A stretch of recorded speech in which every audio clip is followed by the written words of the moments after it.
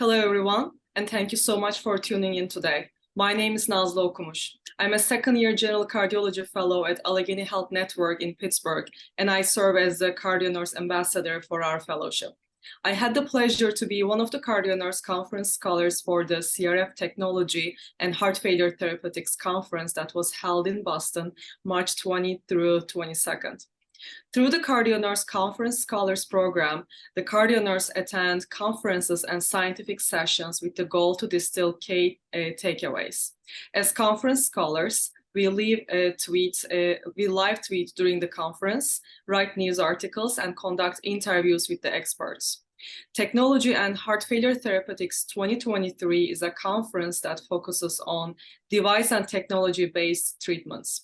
This year, one of the highlights of the conference was the Fellows Abstract competition.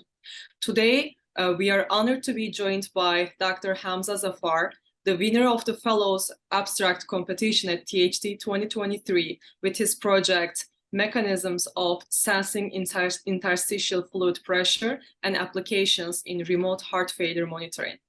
Dr. Hamza Zafar is a cardiology registrar and Donald Health Clinical Research Fellow PhD candidate at University of Sheffield in Sheffield, United Kingdom.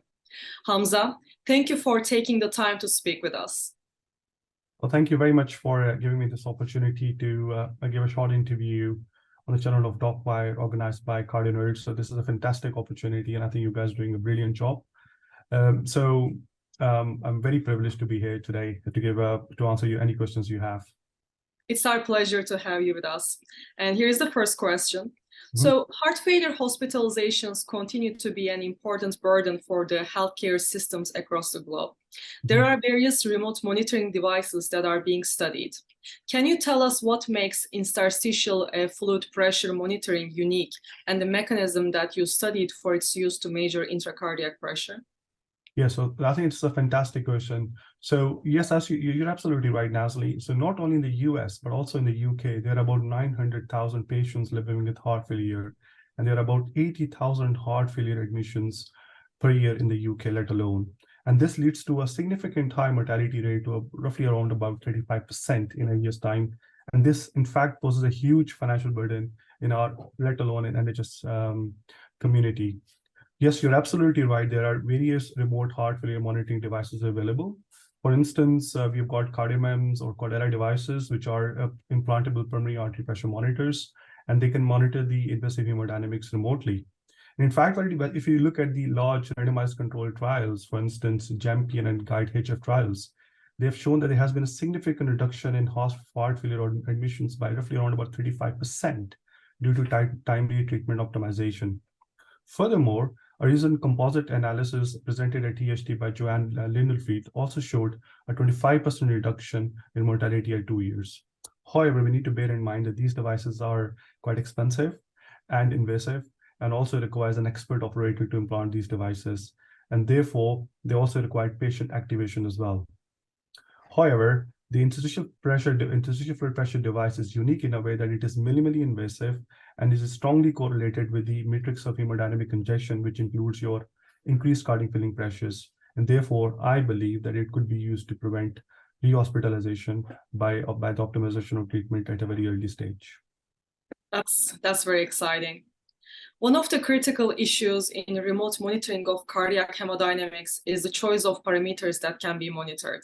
Can you tell us the hemodynamic parameters that can be measured with IFP and how they were chosen?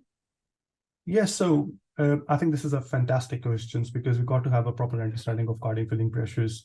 And even if you look back in the studies have demonstrated a strong relationship between increased cardiac filling pressures. Now, when I'm talking about increased cardiac filling pressures, I'm basically talking about your LVEDP, mean pulmonary artery pressures, and raised right atrial pressures, which is also known as CVP, with early stages of heart failure, and even patients having a bypass operation. Well, these are the gold standard metrics of hemodynamic congestion. So therefore, we have developed a technique to continuously monitor the interstitial fluid pressures and these metrics of hemodynamic congestion by implantation of perforated capsules subcutaneously in a large animal early feasibility studies. Furthermore, and interestingly, we have also successfully demonstrated that interstitial fluid pressure is strongly correlated with LVEDP, CVP, and mean pulmonary artery pressure, not only during the development of heart failure, but also at the period of fluid offloading through dialysis or by giving them diuretics. So this relationship can be easily understood by the presence of stalling forces, which includes your intravascular hydrostatic forces or oncotic pressures, because they are very important in maintaining the physiological fluid distribution. And of course, any alteration in these forces, which I've talked about, can lead to fluid accumulation in the interstitial compartment. So therefore, in order for us to optimize the treatment in the interstitial space, it has to be strongly correlated with the cardiac filling pressures or the pressures inside the heart. Well, these will be very helpful in clinical setting and the patient management. That's Recently, there has been a lot of emphasis on treatment modalities with promises to decrease heart failure hospitalizations. How do you see this new technology in this picture? Can you tell us more about the future steps? Yeah, absolutely. So before I talk about the future steps, and I think if I could take your attention a little bit backwards, there was a beautiful study that was conducted by the Adamson Group in the US in about 2009, which showed that the clinical evidence of fluid overload is always preceded by the elevation of hemodynamic meters of congestion, which I've already talked about in the phase of hemodynamic stability in patients with heart failure. So if you can identify that phase of hemodynamic stability, we can prevent further deterioration by treatment optimization. But the most important question, Nazli, here is that how do we identify that phase of hemodynamic stability remotely? And I think to answer that question, we want to develop the methods so we can remotely monitor the pressures under the skin and also inside the heart at a setting from home or even remotely. So therefore, since our interstitial fluid pressure device is strongly correlated with the matrix of hemodynamic congestion, therefore we believe that we will be capable of preventing clinical worsening events through treatment optimization and preventing further hospitalization in patients with heart failure.